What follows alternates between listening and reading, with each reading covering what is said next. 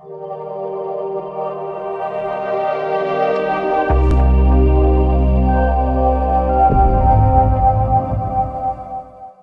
दोस्तों welcome in discover Rajasthan, keep discover keep learn. देखो आज जो हमने राजस्थान के प्रमुख राजवंश हमने डिटेल से पढ़ लिए थे अच्छे से, आप हमारी प्लेलिस्ट में जाके देख सकते हो। उनकी हमने दोस्तों एक सीरीज स्टार्ट की है, 2 सीरीज में ये प्रमुख राजवंश आपके कंप्लीट होंगे। आज की आपकी सीरीज 1 है, जिसमें जितने भी राजवंश हैं उनके बारे में अपने पढ़ेंगे अच्छे से।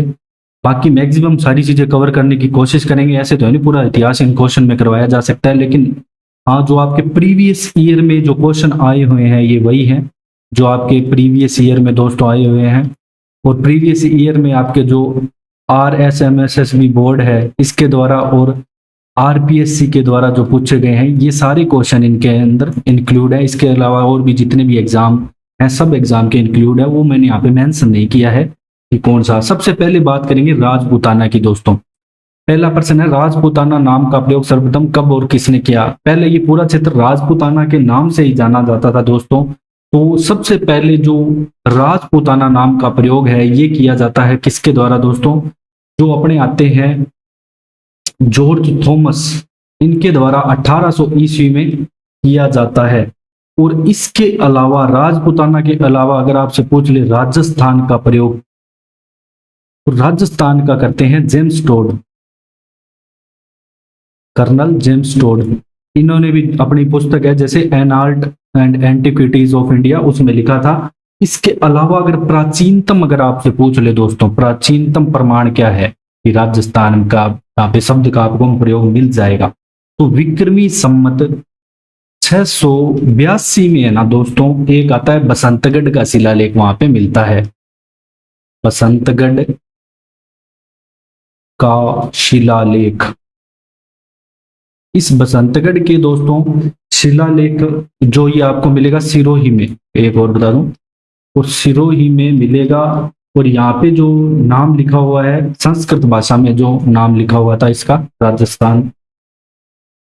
अब नेक्स्ट चलते हैं अपने क्वेश्चन नंबर दूसरे पे। ये आपके RS में पूछा हुआ है दोस्तों, प्राचीन नगर जो महाभारत और महाभाष्य दोनों में उल्लेखित है। अब जो आपका जी RS ने दोस्तों आंसर माना था, ये मध्यमिका या नगरी माना था, जो आपके चित्तौड़गढ़ में है। कहाँ पे है ये? आपके चित्तौड़गढ़ में है।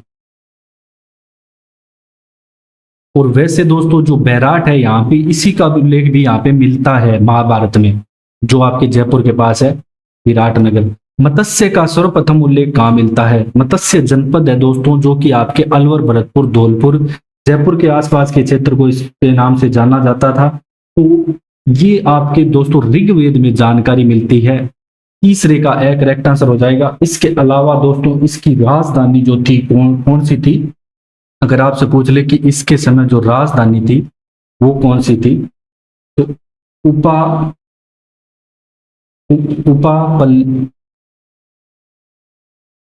उपालपत्य। ठीक है, अब अपने चलते हैं नेक्स्ट क्वेश्चन नंबर 4 पे दोस्तों, कि निम्न में से किस वंश की उत्पत्ति अग्निकुंड से हुई? अब देखो जो भी दोस्तों वंश है यहाँ पे अलग अलग सभी के प्रमाण हैं।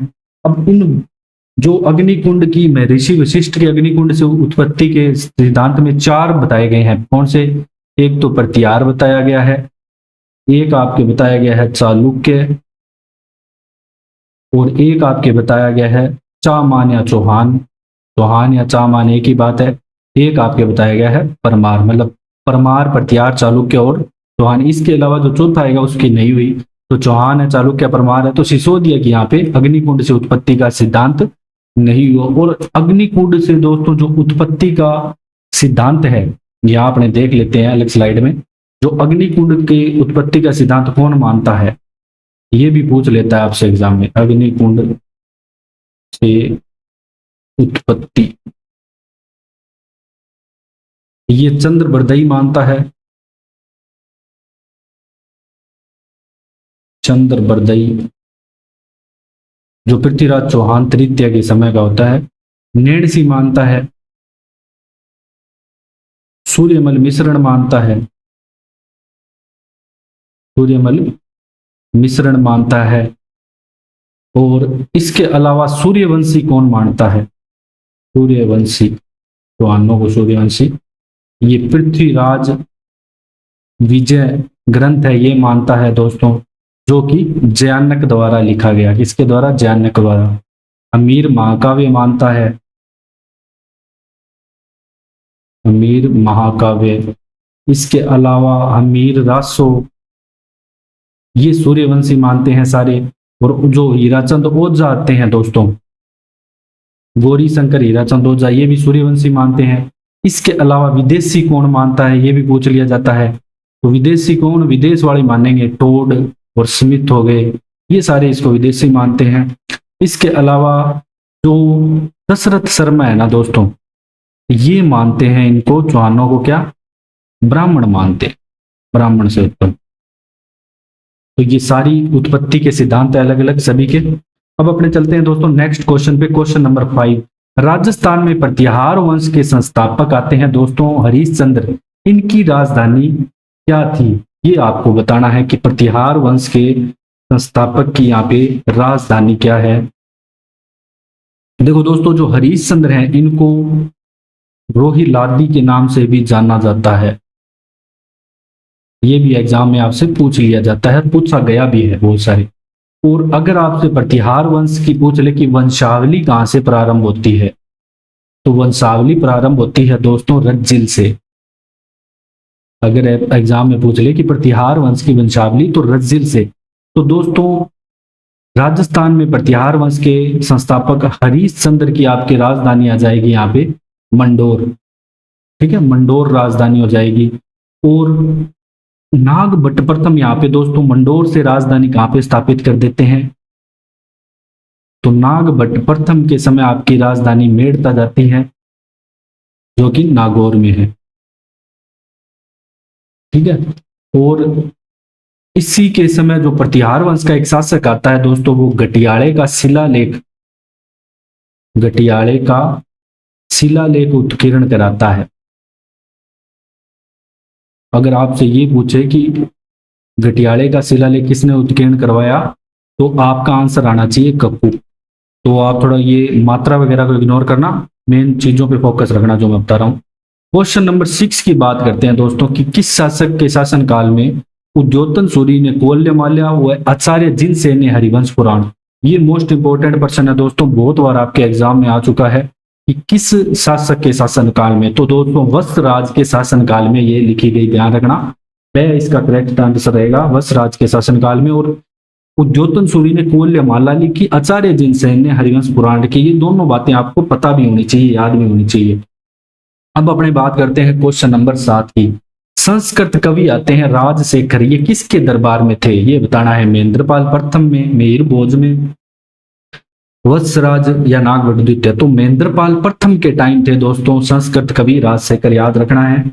इनके द्वारा जो लिखी गई किताब ग्रंथ राजशेखर के द्वारा, वो आ जाएगा आपका विदुषाल पंजिका।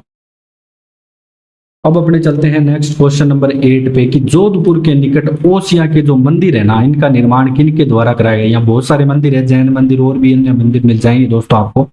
तो ये मंदिर प्रतिहारों के द्वारा ही बनाए गए थे। किसके द्वारा? प्रतिहारों के द्वारा। और इन मंदिरों का निर्माण किस शासक के समय हुआ? अगर ये आज से एग्जाम में पूछ ले तो वत्सराज के समय हुआ। अब अपने चलते हैं क्वेश्चन नंबर 9 पे। अजमेर का संस्थापक बताना है दोस्तों आपको, कौन आता है? तो सभी को पता है, आराम से बता सकते हो। अजय राज आते हैं, अजमेर की स्थापना करते हैं 1113 ईस्वी में अजमेर की स्थापना। और अजमेर को यहाँ पे सांबर से अजमेर यहाँ पे राजधानी बनाते हैं। इसको सांबर से यहाँ पे अजमेर को राजधानी बनाते हैं अजय राज। और इसके अलावा आपको चौहान वंश का संस्थापक याद रखना है। अजमेर इनके समय राजधानी होती है। अगर आपसे पूछ ले कि चौहान वंश का संस्थापक कौन है, चौहान वंश का संस्थापक, तो वासुदेव चौहान आते हैं। तो दोस्तों इन्होंने यहाँ पे सपालदक्ष जो क्षेत्र आता है सांबर झील के आसपास का क्षेत्र, वहां पे राज किया। फिर अपने चलते हैं दोस्तों नेक्स्ट क्वेश्चन नंबर 10 पे। ललित विग्रह राज के रचयिता आते हैं सोमदेव ने किस चौहान शासक के दरबार में था? तो ललित विग्रह राज का रचयिता सोमदेव किसके दरबार में था, ये आपको बताना है। तो ये दोस्तों आपके था विग्रह राज चतुर्थ के शासन काल में, याद रखना है विग्रह राज चतुर्थ। और जो विग्रह राज चतुर्थ है बहुत प्रतापी शासक थे, इनके बारे में अच्छे से आपको याद होना चाहिए। इन्हें कवि बांधव या कट्टी बांधव भी कहते थे। हरिकेली नाटक की भी इन्हें दोस्तों रचना की। इसकी हरिकेली नाटक की भी, जो संस्कृत नाटक है, इन्होंने जो रचना की विग्रह राज ने, एक नाटक आता है हरिकेली, ये भी ध्यान रखना है, पूछा गया एग्जाम में बार बार, जो कि संस्कृत भाषा में है, संस्कृत भाषा में है। इसके अलावा दोस्तों चौहानों का स्वर्ण युग इनके समय को कहते हैं, चौहानों का स्वर्ण युग। इसके अलावा इन्होंने दोस्तों एक संस्कृत पाठशाला बनवाई थी। क्या बनवाई थी? संस्कृत पाठशाला का निर्माण करवाया था। और इसको तुड़वाकर दोस्तों कुतुबुद्दीन ऐबक है, जो मोहम्मद गौरी का गुलाम था, उसके साथ आया था, वहां पे तड़वा के इसने इसको मस्जिद बनवा दी थी। ठीक है, ये इनका काम यही था। 12वीं शताब्दी में ये क्या है, बिसलपुर की भी स्थापना करते हैं, ये भी ध्यान रखना है। 12वीं शताब्दी में बिसलपुर की स्थापना करते हैं, बिसलपुर की स्थापना,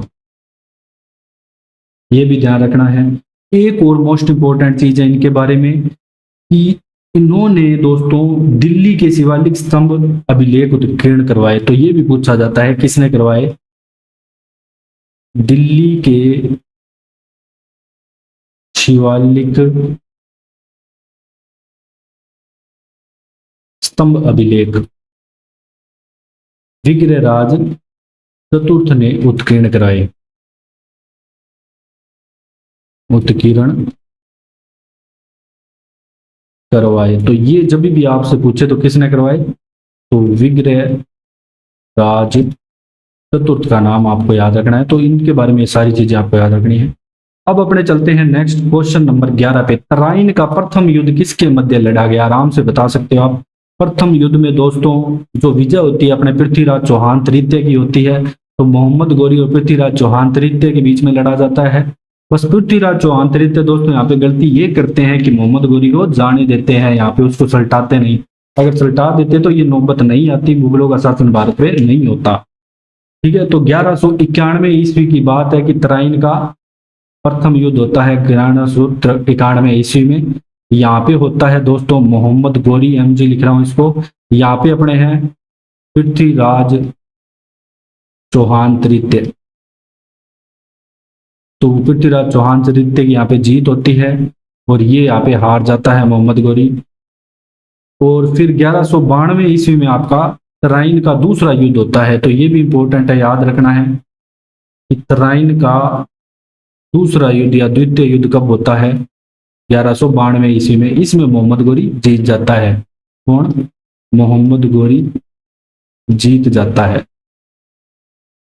अब अपने चलते हैं नेक्स्ट क्वेश्चन पे। क्वेश्चन नंबर 12 आपका क्या कहता है कि चौहानों की रणथंबोर शाखा का प्रवर्तक बताना है। देखो दोस्तों जो रणथंबोर शाखा है, ये जो बेटे आते हैं पृथ्वीराज चौहान तृतीय के ही गोविंदराज स्थापना करते हैं। ध्यान रखना है, बार बार एग्जाम में पूछा गया है। कब करते हैं? 1194 ईस्वी में करते हैं। कब? 1194 ईस्वी में। और इनके पिता हैं पृथ्वीराज चौहान तृतीय। तो गोविंदराज चौहान तृतीय के पिता कौन है? गोविंदराज चौहान के पिता पृथ्वीराज चौहान तृतीय इनके पिता आते हैं। तो ये ध्यान रखना है। अब अपने चलते हैं नेक्स्ट दोस्तों क्वेश्चन नंबर 13 पे कि 1300 ईस्वी में रणथंबोर पर आक्रमण हुआ था और इस दौरान अलाउद्दीन खिलजी का कौन सा सेना नायक मारा गया। दोस्तों जो अलाउद्दीन खिलजी है ना, इसने बहुत प्रयास किए थे लेकिन ये नहीं जीत पाया था। बाद में बाद में जो जलालुद्दीन खिलजी के साथ युद्ध हुए थे तो वो नहीं जीत पाया था। अलाउद्दीन खिलजी पहले क्या करता है, फिर लास्ट में विश्वासघात करके यहाँ पे जीतता है। तो यहाँ पे जब पहले 1300 ईस्वी में आक्रमण हुआ तब इसका उल्लुग और नुसरत खां आए थे। तो इसमें से दोस्तों जो आपका नुसरत खां है ना, ये मारा जाता है। कौन सा? नुसरत खां मारा जाता है। ये ध्यान रखना है कि नुसरत खां यहाँ पे मारा जाता है। फिर 1301 ईस्वी के युद्ध की बात आती है दोस्तों, ये ध्यान रखना है। यहाँ पे शासक होता है राणा हमीर, अपने राणा नहीं सॉरी हमीर, हमीर देव चौहान। और इनके दोस्तों जो सेनापति आते हैं रणमल और रत्तीपाल। अब ये रणमल और रत्तीपाल है ना दोस्तों, ये काम खराब कर देते हैं। ये यहाँ पे मैं अलाउद्दीन खिलजी को एक के लिख रहा हूँ, तो ये इसको लालच दे देता है इन दोनों को कि भाई तेरे को बना देंगे अगला शासक शोषक। तो यहाँ पे लालच दे के ये मिल जाते हैं किसके साथ, एक के साथ। और यहाँ पे अमीरदेव चौहान की पत्नी दोस्तों जो है ये करती है जौहर, अमीरदेव चौहान करते हैं यहाँ पे केसरिया। तो राजस्थान का पहला साका अगर आपसे पूछा जाए, राजस्थान का पहला साका कब हुआ? राजस्थान का पहला साका 1301 ईस्वी में होता है, तो ये भी आपको याद रखना है। और अमीरदेव चौहान दोस्तों क्या है कि अपने पिता की याद में 32 खंभों की छतरी का भी निर्माण करते हैं। अब अपने चलते हैं नेक्स्ट क्वेश्चन पे। क्वेश्चन नंबर 14, जालोर के चौहान वंश का संस्थापक बताना है आपको। कीर्तिपाल है, कान्नड़ देव है, चाचिक देव है या सामंत सिंह है? तो दोस्तों कीर्तिपाल चौहान आता है जालोर के चौहान वंश का संस्थापक। 1181 ईस्वी में स्थापना की जाती है जालोर के चौहान वंश की, ठीक है। और इसके बारे में यहाँ पे और क्या क्या चीजें याद रखनी है अपने को। चाचिक देव के समय यहाँ पे कोई भी आक्रमण नहीं हुआ मुगलों का, कोई भी मुगल आक्रमण नहीं, किसी की हिम्मत ही नहीं थी इसके समय कि आक्रमण कर दे। और कान्नड़ देव के संबंध दोस्तों क्या है कि इसके समय यहाँ पे पहले ये सिवाना का दुर्ग जीतते हैं जो कि जालोर दुर्ग की कुंजी कहलाती है। तो अलाउद्दीन खिलजी 1301 में वहां जीतने के बाद 1308 में, पहले 1303 में चित्तौड़गढ़ पे हमला करता है वो, फिर यहाँ पे सिवाना में 1308 पे करता है, फिर 1311 में जालोर पे करता है। तो ये क्रम भी आपसे एग्जाम में पूछा जाता है। यहाँ पे शासक आता है दोस्तों कान्नड़ देव। अगली स्लाइड में देख लेते हैं थोड़ा। यहाँ पे देखो सबसे पहले बात करेंगे अपने, शासक आता है कान्नड़ देव। कान्नड़ देव के समय की बात है यहाँ पे, ठीक है। बात आती है 1311 ईस्वी की। 1308 में वो सिवाना जीत गया। कान्नड़ देव का पुत्र होता है यहाँ पे वीरम देव। अब जो यहाँ पे अलाउद्दीन खिलजी है, इसकी बेटी को ये वीरम देव पसंद आ जाता है, तो ये भी कई बताते हैं कि इस कारण यहाँ पे विवाह संबंध एक्सेप्ट नहीं किए कान्नड़ देव ने, तो यहाँ पे युद्ध हुआ। और भी यहाँ पे अन्य कारण बताते हैं। तो इसके अलावा यहाँ पे जो युद्ध हुआ अलाउद्दीन खिलजी और इसका, तो इसमें दोस्तों ये अलाउद्दीन खिलजी यहाँ पे जीत जाता है और यहाँ पे ये केसरिया करते हैं कान्नड़ देव। तो ये भी ध्यान रखना है। और ये एक काम और याद रखना है कि सिवाना दुर्ग जो जीतता है अलाउद्दीन खिलजी, सिवाना दुर्ग कब? 1308 ईस्वी में। तो इसका नाम क्या कर देता है, ये पूछा जाता है एग्जाम में, खैराबाद। और जालोर दुर्ग जीतेगा तो इसका नाम क्या कर देगा, इसका नाम जलालाबाद। जैसे जलालाबाद जैसे जालोर दुर्ग, ठीक है। 1311 ईस्वी में, ये भी जान, जालोर दुर्ग मतलब पूरे जालोर को ही जलालाबाद कहेगा, ऐसे याद रख सकते हो आप। फिर अपने चलते हैं नेक्स्ट। नेणसी की ख्यात आती है दोस्तों, उसमें गोइलों की कितनी शाखाओं का उल्लेख है? 24, 25, 36 या 40? तो दोस्तों यहाँ पे जो आंसर आएगा 24 आएगा। 24 शाखाओं का उल्लेख है नेणसी ख्यात में, लेकिन श्यामल दास ने यहाँ पे 36 शाखाओं का उल्लेख किया है। श्यामल दास जो कवि आते हैं, श्यामल दास, जिन्होंने लिखी थी वीर विनोद। अब अपने बात करेंगे मेवाड़ का प्रथम साका कब हुआ, ठीक है। राजस्थान का हमने देखा कि 1301 ईस्वी में हुआ था। अब मेवाड़ के प्रथम साके की बात करेंगे तो 1303 ईस्वी में होता है दोस्तों। यहाँ पे जो शासक आते हैं रतन सिंह आते हैं। जो मूवी है पद्मावत, सेम वही वाली है ये। इनकी यहाँ पे पत्नी है, ये अग्नि जौहर करती है, जिनका नाम आता है पद्मिनी, ठीक है। और यहाँ पे इधर वही अलाउद्दीन खिलजी होता है। कौन होता है? अलाउद्दीन खिलजी होता है। और चित्तौड़गढ़ का नाम ये क्या कर देता है? खिजराबाद। खिजराबाद यहाँ पे चित्तौड़गढ़ का नाम कर देता है। और अमीर खुसरो जो है ये भी इस युद्ध में साथ ही आया था। तो इस पूरी कहानी का वर्णन ये अमीर खुसरो अपनी किताब खजाइन उल फतूह में भी करता है। अब अपने चलते हैं क्वेश्चन नंबर 17 पे। मेवाड़ के किस शासक के समय जावर चांदी की खान यहाँ पे खोजी गई दोस्तों? तो लक्ष्य, मोकल, अमीर या कुंभा? तो राणा लाखा आते हैं, इनके समय यहाँ पे जावर चांदी की खान खोजी गई। अब इनके पुत्र आते हैं, अगला शासक दोस्तों जो चुंडा, ठीक है, राणा चुंडा शासक इनको बनना था, लेकिन हमने देखा कि वो मेवाड़ का जो अगली हंसाबाई के साथ ये विवाह कर लेते हैं और अगला शासक वही बनता है मोकल, जो पुत्र उनसे प्राप्त होगा, ठीक है। तो इस कारण यहाँ पे राणा चुंडा को जो मेवाड़ का भीष्म पितामह भी कहा जाता है। और इसके बाद जो शासक आता है मोकल, ये मोकल समिदेश्वर मंदिर जो त्रिभुवन नारायण मंदिर है इसका भी कुछ निर्माण कार्य करवाते हैं, तो इसे मोकल मंदिर भी कहा जाता है। ये भी आपके चित्तौड़ में है, ध्यान रखना। फिर अपने आ जाता है महाराणा कुंभा द्वारा रचित ग्रंथ संगीत राज में कितने कोशों में विभक्त है, 7 में, 9 में, 4 में या 5 में। तो दोस्तों ये 5 कोशों में विभक्त है, मोस्ट इंपोर्टेंट है, याद रखना। कुंभा के समय को दोस्तों स्थापत्य कला का भी स्वर्ण युग भी कहते हैं, कुंभा के समय को, राणा कुंभा के समय को। तो ये जो 5 कोश है ना, ये कौन कौन से हैं? पहला है आपका पाठ्य रत्न कोश, पाठ्य रत्न कोश। और दूसरा आपका आ जाएगा दोस्तों नृत्य रत्न कोश, ये अपने आप लगा लेना। तीसरा आ जाएगा गीत, पाठ्य रत्न गीत। चौथा वाद्य, 5वां रस। अगर आपसे पूछ ले कि कुंभा क्या मतलब बजाते थे, तो वीणा बजाते थे, वीणा वाद्य यंत्र, ये भी आपको याद रखना है। इसके अलावा कुंभा के समय का आपको दोस्तों सारंगपुर का युद्ध याद रखना है, मोस्ट इंपोर्टेंट एग्जाम में जो पूछा जाता है। कौन सा?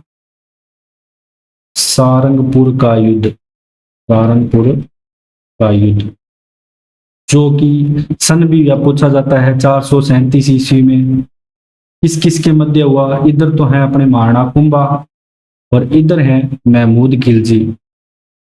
अब ये महमूद खिलजी को पकड़ लेते हैं और ये बार बार इसको छोड़ देते हैं, ये फिर भी है ना बार बार हमला करने आता है, लेकिन हाथ इसके कुछ नहीं लगता। यहाँ पे कुंभा जीत जाते हैं और इस युद्ध में जीतने की खुशी में ये बनवाते हैं विजय स्तंभ, जिसे विक्ट्री टावर भी बोलते हैं। और ये विजय स्तंभ दोस्तों 9 मंजिला इमारत है, ठीक है, जिसकी ऊंचाई 122 फीट है और ये भगवान विष्णु को समर्पित है,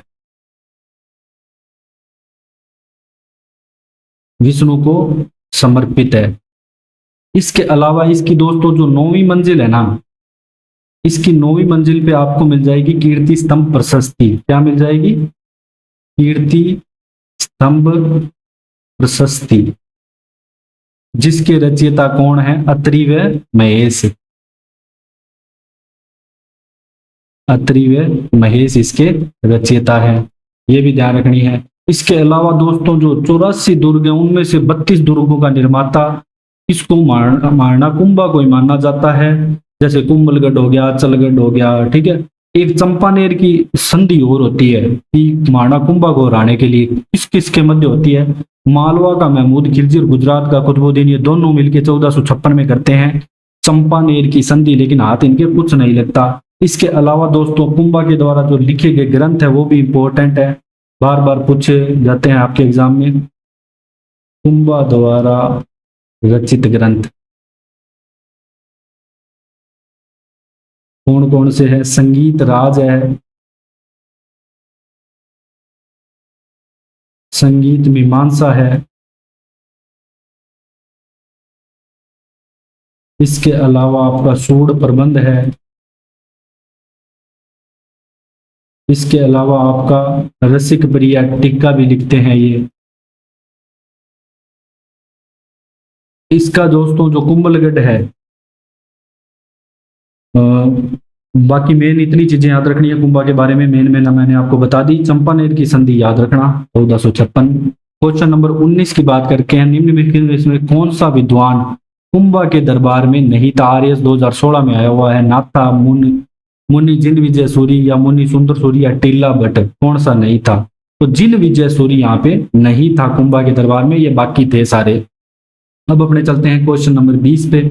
महाराणा सांगा ने इब्राहिम लोदी को किस युद्ध में पराजित किया? तो महाराणा सांगा द्वारा किस युद्ध में? तो खातौली का युद्ध आता है दोस्तों, जो कि आपके खातौली जगह पड़ती है कोटा में। ये युद्ध हुआ था आपके दोस्तों 1517 ईस्वी में ये युद्ध हुआ था। और इसके बाद 1518 ईस्वी में जो बांडी का युद्ध है, इसमें पुनः ना इस इब्राहिम लोदी को पराजित किया था, ये भी ध्यान रखना। अब अपने चलते हैं क्वेश्चन नंबर 21 पे। 21वां प्रश्न है कि राणा सांगा व बाबर के मध्य खानवा का युद्ध कब हुआ, ये आपको बताना है दोस्तों। तो 1527 में हुआ, सभी को पता है। 17 मार्च 1527 को होता है। और राणा सांगा और बाबर के मध्य इससे पहले दोस्तों क्या है कि इस बात आती है 16 फरवरी 1527 की। तब होता है बयाना का युद्ध, बयाना का युद्ध। और इस युद्ध में दोस्तों राणा सांगा की विजय होती है। राणा सांगा यहाँ पे, राणा सांगा की विजय होती है और बाबर यहाँ पे हार जाता है। और फिर यहाँ पे वापिस जो 17 मार्च को युद्ध होता है, यहाँ पे पाती पेरवन की प्रथा में सभी जो शासक साथ भी देते हैं राणा सांगा का। लेकिन ये जो बाबर की तुल्लू निमा युद्ध पद्धति है गोले बारूद वाली, इस कारण यहाँ पे बाबर जीत जाता है, राणा सांगा यहाँ पे हार जाते हैं। और राणा सांगा दोस्तों युद्ध में अपने जो राज चिन्ह किसे देते हैं, ये भी पूछा जाता है आपसे एग्जाम में। तो ये राज चिन्ह देते हैं जाला अज्जा को, ये भी आपको याद रखना है, जाला अज्जा को राज चिन्ह अपने देते हैं। 84 घाव लग जाते हैं ये फिर भी, लेकिन युद्ध में डटे रहते हैं। फिर अपने बात करते हैं क्वेश्चन नंबर 22 की कि उदय सिंह के साथ चित्तौड़ छोड़ने के पश्चात पन्ना दाय को किस स्थान पर आश्रय प्राप्त हुआ। तो दोस्तों मेवाड़ की पन्ना दाय ने अपने पुत्र चंदन का बलिदान देकर महाराणा उदय सिंह को यहाँ पे बचाया, तभी महाराणा प्रताप जैसे प्रतापी शासक यहाँ पे मिले। और यहाँ पे ये कुंभलगढ़ में यहाँ पे शरण लेते हैं, ये आपको ध्यान रखना है। और 1537 में यहाँ पे उदय सिंह का कुंभलगढ़ में राज्याभिषेक भी होता है। फिर अकबर ने चित्तौड़ दुर्ग पर कब अधिकार कर लिया। अब उदय सिंह के समय दोस्तों बात आती है 24 फरवरी 1568 को यहाँ पे अधिकार करता है। इधर यहाँ पे उदय सिंह के प्रतापी सैनिक होते हैं जयमल व फत्ता। ये जयमल और फत्ता, इसके अलावा जयमल और फत्ता, सेकेंड, ये पूरी जोश से लड़ते हैं यहाँ पे। इसके अलावा फत्ता की दोस्तों जो रानी आती है फूल कंवर पत्नी,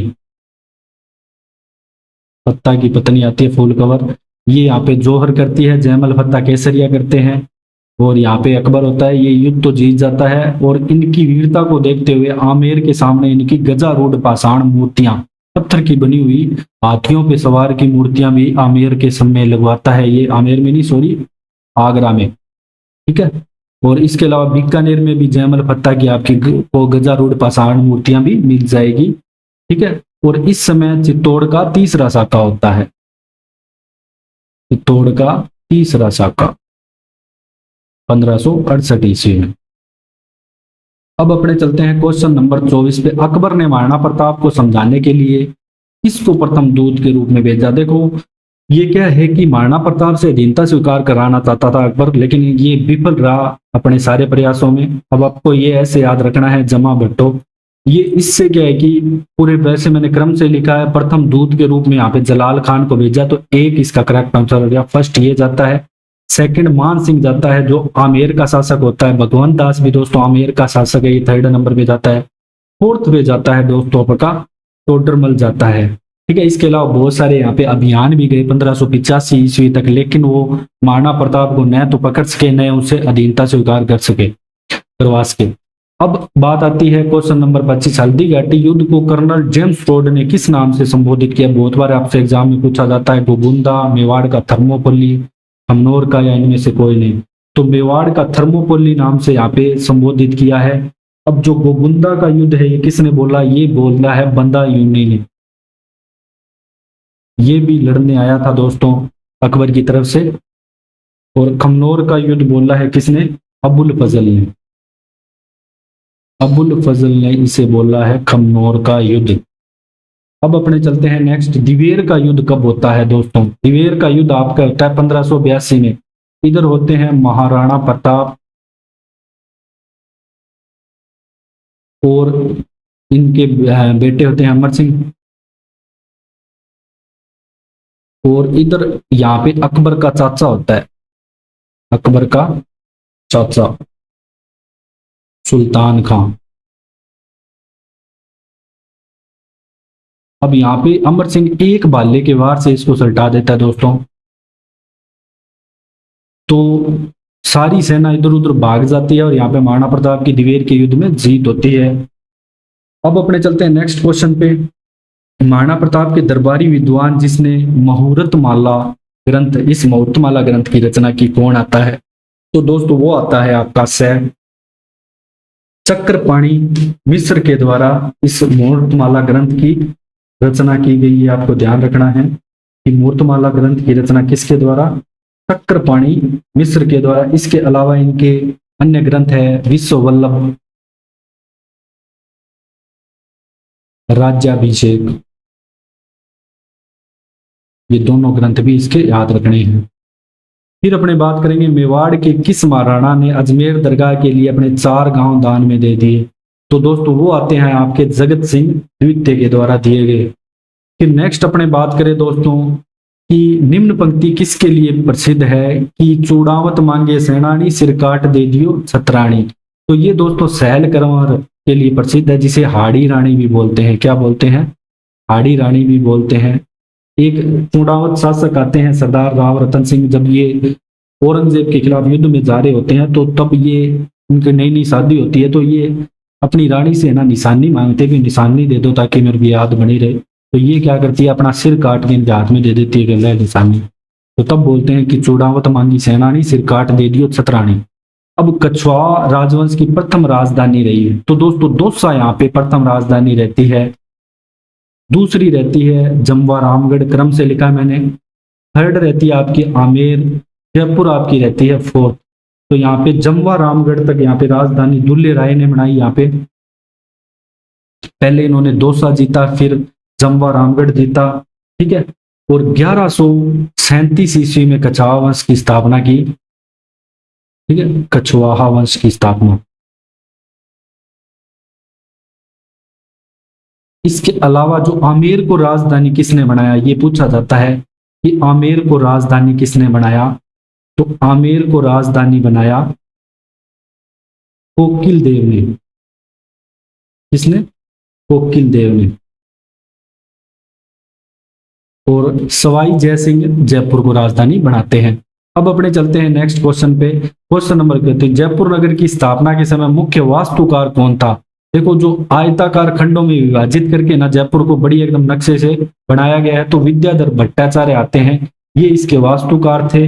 और इसको 1727 ईस्वी में नवंबर में स्थापना की गई। 1727 ईस्वी में नवंबर में जयपुर की स्थापना की जाती है दोस्तों।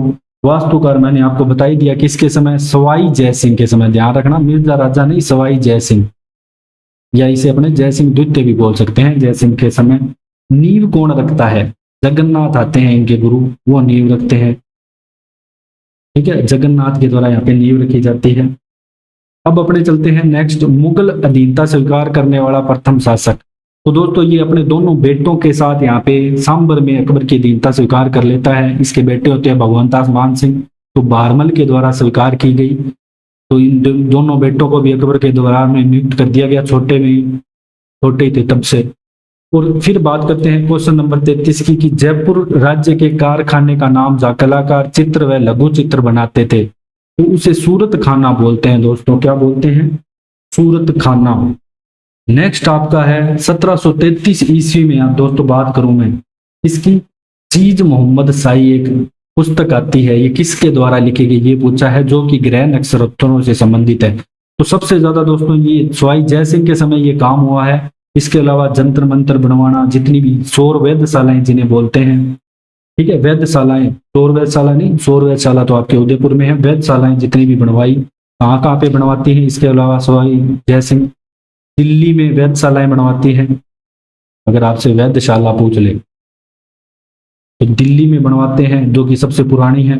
बड़ी सबसे जयपुर वाली है, जो कि यूनेस्को के विश्व धरोहर में भी शामिल है। जयपुर है, उज्जैन है, मथुरा है और बनारस है। ये 5 जगह पे ये वेधशालाएं बनवाते हैं, तो ये ध्यान रखना है, ये भी इंपॉर्टेंट है सारी। फिर अपने बात करेंगे क्वेश्चन नंबर 35 की, राजस्थान का school of arts and craft का निर्माण तो सवाई राम सिंह द्वितीय के द्वारा कराया जाता है दोस्तों।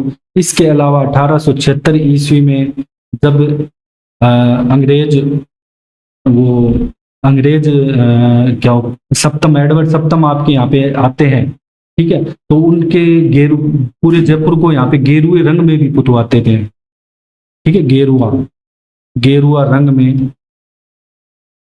जयपुर को पुतवाया 1876 में, और तब से जयपुर को पिंक सिटी के नाम से भी जाना जाता है। तो ये भी आपको याद रखना है। ओके, राम सिंह द्वितीय के समय ही होता है ये भी सारा कुछ। और बाकी जो नेक्स्ट है एक सीरीज हो रहा है कि जिसमें आपके राजवंश के इंपॉर्टेंट क्वेश्चन होंगे। ये थोड़ी बड़ी हो रही थी क्लास, तो मैंने इसमें भी क्वेश्चन यहाँ पे कम लिए थे। अब अपने नेक्स्ट में इसको जो जितने भी राजवंश है वो कंप्लीट हो जाएगी नेक्स्ट क्लास में। तो अगर आपको हमारा दोस्तों कंटेंट पसंद आ रहा है तो आप डिस्कवर राजस्थान को ज़्यादा से ज़्यादा शेयर करें, सब्सक्राइब करें और हमें टेलीग्राम चैनल पे ज्वाइन करें, ठीक है, डिस्कवर राजस्थान से ही है। तो thanks for joining discover Rajasthan.